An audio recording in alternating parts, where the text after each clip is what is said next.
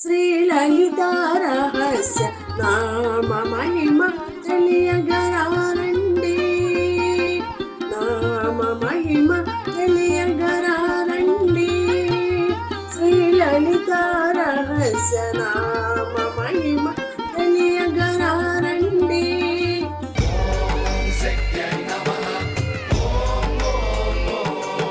Telugu capital భక్తి టీవీకి స్వాగతం సుస్వాగతం. నేను శ్రీలక్ష్మి. ఈరోజు మనతో సంస్కృత పండితురాలు, గోల్డ్ మెడలిస్ట్, కవయిత్రి, రచయిత్రి, ప్రముఖ ఆధ్యాత్మికవేత్త డాక్టర్ శ్రీమతి కుప్ప విజయశ్రీ గారు మనతో ఉన్నారు. విజయశ్రీ గారు నమస్కారం అండి. నమస్కారం శ్రీలక్ష్మి గారు. విజయశ్రీ గారు లలిత రహస్య సహస్రనామాల ఫలితాలు చెప్తున్నారు. ఈరోజు ఏ రహస్యంగా ఉండే ఫలితం చెప్తారో ఎదురు చూస్తూ ఉన్నాం. ఈ నామాలకి ఫలితం కూడా రహస్యమే. ఫలితం కూడా రహస్యమే. ఎందుకంటే ఇప్పుడు మనం యుద్ధవర్ణంలో చెప్పుకున్న నామాలన్నీ కూడా బీజాక్షరాలు నిక్షిప్తమై ఉన్నాయి. వాటిని బహిర్గతం చేయకూడదనే మన పెద్దలు చెప్పారు. అందుకని మనం ఫలితాలు చెప్పటల్లా దీనికి. అంటే కొన్ని నామాల వరకు ఫలితాలు ఉండవు. యుద్ధవర్ణన అయిపోయిన తర్వాత మళ్ళీ మనకి ఫలితాలు కూడుకున్నటువంటి నామాలన్నీ కూడా వస్తాయి. ఇవాళండి మనం ఈ పుస్తకం ప్రకారం 60వ నామంలోకి వచ్చాము. 60వ నామంలో కామేశ్వర ముఖాలోక కల్పిత శ్రీ గణేశ్వర. చాలా చక్కటి నామం అండి ఇది. అవునండి. అసలుకి నిజానికి అమ్మవారి శక్తి అంతా దీంట్లోనే ఉందండి. కామేశ్వర ముఖాలోక కల్పిత శ్రీ గణేశ్వర అంటే అమ్మవారు ఎంత శక్తివంతురాలంటే ఆవిడ శక్తి దేవతలకి అధినేత్రి కదా. అవునండి.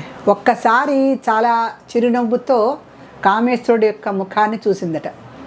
కల్పిత శ్రీ గణేశ్వరుడు వచ్చేసాడు. ఎంత అద్భుతం అండి. అద్భుతం అండి. ఎంత రహస్యం ఉంది దీంట్లో.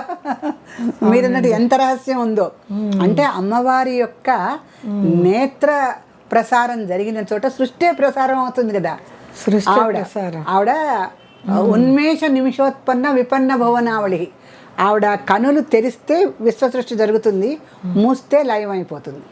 ఉన్మేష నిమిషోత్పన్న విపన్న భువనావళి ఆ నామం ఉంది. అందుకే అమ్మవారు ఏం చేసిందంటే ఒక్కసారి ఎప్పుడైతే విశుక్రుడు మరణించాడో ఆ విశుక్రుడు వెళ్లే ముందు ఒక పని చేసి వెళ్ళాడు. ఏం చేశాడు? ఆ పని కోసమే అమ్మవారు గణేశుడిని కల్పించుకుంది, ఆయన్ని సృష్టించుకుంది అనమాట. అయితే నామార్థం చెప్పుకోవాలంటే మనకి ఇక్కడ నామం ఏంటి? కామేశ్వర ముఖాలోక కల్పిత శ్రీ గణేశ్వర. కామేశ్వరుడు యొక్క ముఖాన్ని ఒకసారి అలా చూసింది అమ్మవారు. చూసేసరికి గణపతి చక్కగా ఉద్భవించి వచ్చేసాడు. అది కూడా ఏంటి? 10 హస్తాలతో 10 హస్తాలతో వచ్చాడు. నడిచి వచ్చే కొడుకు వచ్చేసాడు. కలిసి వచ్చే కాలం అంటే నడిచి వచ్చే కొడుకు అంటారే, అట్లా చక్కగా కొడుకుని ఆవిడ కల్పించేసేసి సృష్టించి తెచ్చుకుంది, యుద్ధరంగానికి తెచ్చుకుంది చక్కగా. అయితే గణేశుడిని సృష్టించి యుద్ధరంగానికి పిలిపించాల్సిన అవసరం ఏమొచ్చింది అంటే ఈ విశుక్రుడు ప్రాణాలు పోయే ముందరే ఒక ప్లాన్ చేసుకున్నాడు. వాళ్ళు రాక్షసులు కదండి, మాయా యుద్ధాలు బాగా చేస్తారు. అవునవునవును. వాళ్ళ మాయా యుద్ధంలో ఏం చేశాడంటే అవతల సేనని ఎలాగైనా నిర్వీర్యం చేయాలంటే ఏం చేయాలని ఒక యంత్రాన్ని తయారు చేశాడు ఆ విశుక్రుడు. వీళ్ళంతా తంత్ర యుద్ధం చేస్తారు, అదే అవినీతి. నిజానికి తంత్ర యుద్ధం చేయకూడదు, తంత్ర ప్రయోగాలు చేసేది వేరు విషయం. ఇక్కడ బాణ ప్రయోగమే చేయాలి నిజానికి యుద్ధంలో. అయితే ఇతను ఏం చేశాడు? తంత్ర ప్రయోగం మొదలుపెట్టి జయ విఘ్నము అని ఒక యంత్రాన్ని తయారు చేశాడు. జయం ఎవరి దగ్గర ఉంటే అంటే వాళ్ళు చక్కగా మంచిగా జయం పొందుతారు అనుకుంటే వాళ్ళకి విఘ్నం కల్పించే యంత్రం. రామరామ. చూడండి, రాక్షస ప్రవృత్తి ఎవరైనా బాగుపడుతుంటే వాళ్ళు చూడలేరు కదా మరి. అందుకని ఈ దేవతలందరికీ కూడా జయం కలగకుండా జయ విఘ్నము అనేటువంటి యంత్రాన్ని తయారు చేశాడు. తయారు చేసి ప్రయోగించే మరణించాడు. తను మరణించిన తన తర్వాత ఉన్నటువంటి సైన్యాన్ని అంతా కూడా మరణించదు. ఈ దేవతలందరికీ జయం సిద్ధించకుండా ఉంటుంది. అందుకని ఆ యంత్రం పేరే జయాలకి విఘ్నాలకు కలిగించేది కనుక జయ యంత్రం.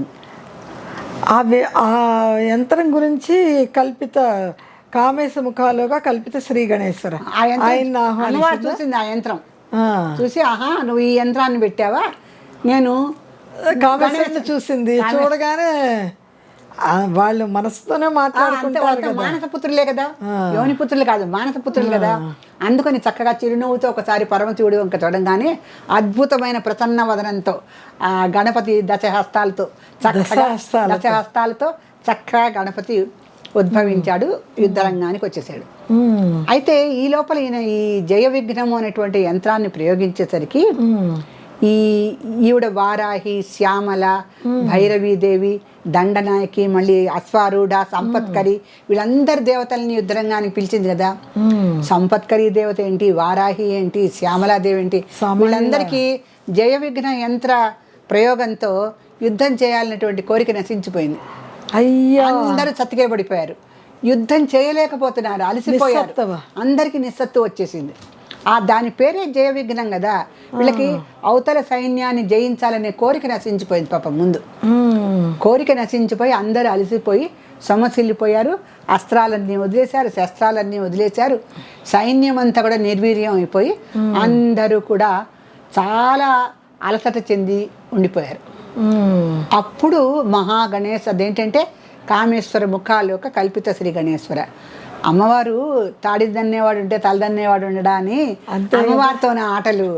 ఆవిడ విశ్వమాత, అందుకని ఏం చేసింది, జగన్మాత లోకమాత ఆవిడ ఏం చేసింది, ఒక్కసారి ఆ పరమశివుడి యొక్క ఆజ్ఞతో ఒక మానసపుత్రుడిని తయారు చేసుకుంది.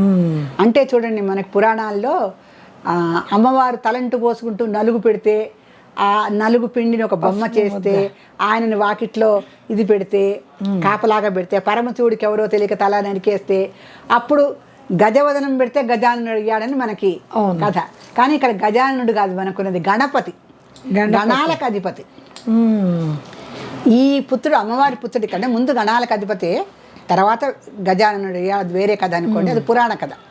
ఇప్పుడు లలితాదేవి చరిత్రలో మనకు చెప్తుందంటే ఇతను గణాలకు అధిపతి. నిజానికి మనకి 8 దిక్కులు ఉన్నాయి, 8 గణాలు ఉన్నాయి. 8 గణాలకి అధిపతి ఎవరంటే అష్టదిగ్గులకి అధిపతి శివుడే, పరమశివుడే. పరమశివుడు ఏం చేశాడంటే తనని చూసినప్పుడు ఉద్భవించిన పుత్రుడు కదా, ఆ గణాలన్నీ కొడుకు ఇచ్చేశాడు. ఆ గణపతి అందుకే గణాలన్నిటికీ పతి, అందుకని గణపతి అయ్యాడు ఈయన. ఈ గణపతి చక్కగా మంచి అంటే చక్కటి ఎరుపు రంగులో వచ్చాట. ఆ గణపతి కూడా అమ్మవారి పుత్రుడు కదా. మరి ఈ గణపతి వేరే అసలుకి గణాలన్నిటికీ అధిపతి, ఎర్రని వర్ణంతో 10 చేతులతో చక్కగా వచ్చాడు. వస్తే అప్పుడు అమ్మవారు అతనికి ఈ సైన్యాన్ని అంతా, అంటే ఈ జయ విఘ్నం అనేటువంటి యంత్రం ఉందిగా, అందుకని తర్వాత మహాగణేశ నిర్భిన్న విఘ్న యంత్ర ప్రాచిత తర్వాత నామం. ఈ విఘ్న యంత్రం ఉందిగా, దీన్ని మొత్తం అతను సంహరించేస్తాడు. ఆయనేమో జయ విఘ్నం అనేటువంటి యంత్రాన్ని ప్రయోగించి వెళ్ళాడు విశుక్రుడు, దాన్ని నిర్వీర్యం చేసేస్తాడు గణపతి వచ్చేది. తర్వాత మంత్రం మనకు అదే అనమాట. అందుకని ఇక్కడ ఉన్న దీంట్లో ఏంటంటే దేవతలందరినీ నిర్వీర్యం చేసేసరికి అమ్మవారు గణపతిని సృష్టించి తీసుకొచ్చింది. ఆ గణాలకు అధిపతి అయినటువంటి ఈ గణపతి తర్వాత నెక్స్ట్ నామంలో అందరినీ నిర్వీర్యం చేస్తాడు. అసలు మనం ప్రధానంగా గణపతిని చెప్పుకోవాలంటే మన షట్చక్రాల్లో మూలాధార చక్రం ఉంది కదా, గణపతి మూలాధార చక్రానికి అధిపతి గణపతి. మరి మూలాధారం బాగుంటేనే వెన్నెముక బాగుంటుంది, వెన్నెముక బాగుంటేనే బుర్ర పని చేస్తుంది, మనిషి ఏదైనా పని చేయగలుగుతాడు. దానికి ఓం ప్రథమం మనం విఘ్నాలు రాకుండా గణపతినే కోలుకుంటాం కదా. ఆ గణపతిని ప్రారంభంలో ఉన్నటువంటి మూలాధార చక్రానికి అధిపతిని చేశారు కనుక గణపతి వచ్చాడు కనుక ఇక వీళ్ళ యుద్ధానికి జయమే తప్ప ఆయన సర్వసిద్ధి ప్రదాయక ఆయన మహాన్ వస్తుంది మనకి. అన్ని సిద్ధులు ఆయన చక్కగా ఇస్తాడు కనుక గణపతిని తలుచుకునే కదండి ఏ పనైనా చేసేది. అందుకని దేవతలందరూ కూడా గణపతి పూజ చేసుకుంటారు ముందు ఏదొచ్చినా. అందుకని చివరికి ఒక కథలో అయితే శివపురాణంలో శివపార్వతుల పెళ్లికి విఘ్నం రాకుండా గణపతిని పెట్టారట. అవునంట కదా, అది శివపార్వతుల పెళ్లికే ఉన్నాడు గణపతి. అందుకని చేసి పురాణ కథల ప్రకారం నలుగు పిండితో ఉన్నటువంటి గణపతి వేరు. ఇప్పుడు ఈ విఘ్న యంత్రం ఉందే, జయ యంత్రం ఉందే, జయ విఘ్న యంత్రాన్ని తునాతునకలు చేయడానికి వచ్చిన ఈ గణపతి వేరు. అయితే గణపతికి రకరకాల అవతారాలు ఉన్నాయి. ఆ అవకాశాన్ని బట్టి అక్కడ సందర్భాన్ని బట్టి ఆయన యొక్క అవతారం మారుతూ ఉంటుంది.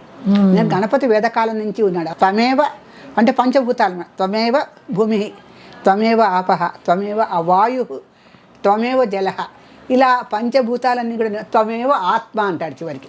ఆత్మ అంటే అధర్వశేష గణపతి నామాల్లో గణపతే ఒక సమస్తమైనటువంటి అంటే ఇప్పుడు ఈ ప్రకృతికి అంతా కూడా మనం అమ్మవారు ఎలా అధీనరాలని చెప్తాము, అలాగే గణపతిని కూడా. అంటే గణపతి అంటే వేదమూర్తి అనమాట, వేదమూర్తి. తమేవ ఆత్మ అని చెప్తున్నారు కదా, అందుకని అంతకన్నా పెద్ద మాట ఉంటుంది అంటే పరమాత్మ స్వరూపం అనమాట. అలా గణపతిని భిన్న భిన్న అంశాలతో మన చరిత్రలు చెప్తున్నాయి. ఇక్కడ అమ్మవారు మాత్రం ఒక గణాలకు అధిపతి అయినటువంటి గణపతిని కామేశ్వరుడు ఇంకా చక్కగా చిరునవ్వుతో చూసి సృష్టించి యుద్ధరంగానికి తెచ్చుకుంది. ఇప్పుడు తర్వాత నామంలో ఈ మహాగణేశుడు ఎలా యుద్ధం చేస్తున్నాడో మనం చూద్దాం. శ్రీమాత్రే నమః. శ్రీమాత్రే నమః. విజయశ్రీ గారు, ఈరోజు మన సదాశివ కుటుంబంలో అమ్మవారి లక్కీ డ్రా రూపంలో ఎవరింటికి వెళ్తుందో చెప్పండి, చూద్దామండి. అమ్మవారు అంతా తన పేర్లు పెట్టుకునే వాళ్ళని తీస్తోందండి నా చేత. రమాదేవి, అన్నపూర్ణ, ఇలాంటి పేర్లు. సహజంగా పెద్దవారందరూ అమ్మవార్ల పేర్లే కదండి పెట్టుకునే, ఇద్దరు అలాగే పెట్టుకునేవారు. అందరూ మంచి పేర్లు అమ్మవారి పేర్లే కదా ఏరుకోరి పెట్టుకుంటారు. మనం అనుకున్నట్టుగానే అమ్మవారి పేరే వచ్చిందండి, ధనలక్ష్మి. ఓ ధనలక్ష్మి, ధనలక్ష్మి. అమ్మ ధనలక్ష్మి, నీకు ధన రూపంలో అమ్మవారి పుస్తకం మీ ఇంటికి వస్తోంది. చక్కగా యాజమాన్యం వారు పంపించినటువంటి అద్భుతమైన ధనాన్ని నువ్వు చక్కగా ఎర్రటి బట్టలో చుట్టి అమ్మవారి మందిరంలో చక్కగా పెట్టుకొని నువ్వు పొందినటువంటి అపురూప కానుకని నువ్వు ఒక ఫోటో తీసి మాకు పంపిస్తే మేము చాలా సంతోషిస్తాం. సో పుస్తకం అందుకున్న వెంటనే మీ యొక్క బాధ్యతని మీరు విస్మరించకండి. దయచేసి అందినట్టుగా ఒక కామెంట్ పెట్టడం, ఫోటో పంపించడం. సో ధనలక్ష్మి గారు, త్వరలోనే మీరు లలితాదేవి పుస్తక రూపంలో ఉన్న ధనాన్ని అందుకోబోతున్నారు. శ్రీమాత్రే నమః. ధనలక్ష్మి గారు, స్క్రీన్ పైన వచ్చే నెంబర్కి మీరు పిన్ కోడ్ నెంబర్తో సహా అడ్రస్ పెట్టండి. తెలుగు క్యాపిటల్ భక్తి టీవీ వారు మీకు త్వరలోనే పుస్తకం అందిస్తారు. పుస్తకం అందుకోగానే మీరు చేయవలసింది, పుస్తకము మాకు అందినది అని ఆ నెంబర్కి కాదండి పెట్టేది, ఛానల్లో పెట్టాలి. 10 మంది చూడాలి, మేము సంతోషించాలి.